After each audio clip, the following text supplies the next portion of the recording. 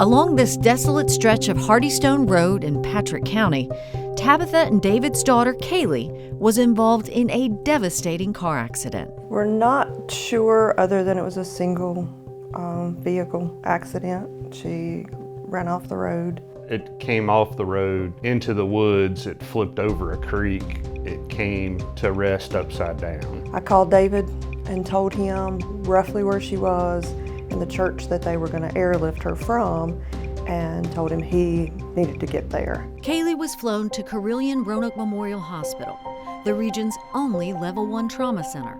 She arrived in critical condition.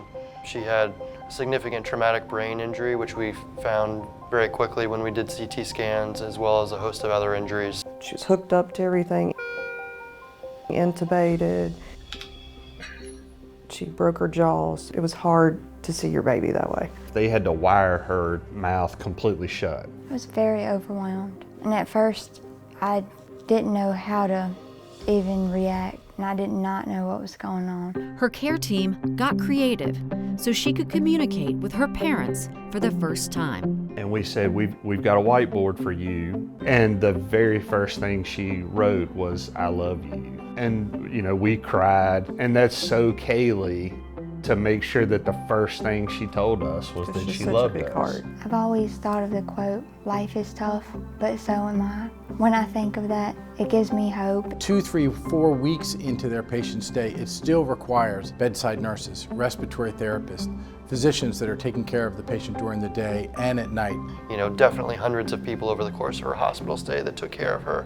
Refusing to be defined by the trauma, Kaylee powered forward with multiple surgeries, therapy, and rehabilitation. I think the days where you see those patients who come back and have really done really well, that's probably the most gratifying. Every single doctor, therapist I've had, absolutely phenomenal. On this day, more than 3 years since the accident, these reunions were filled with hugs, as those who cared for her could see just how far she's come.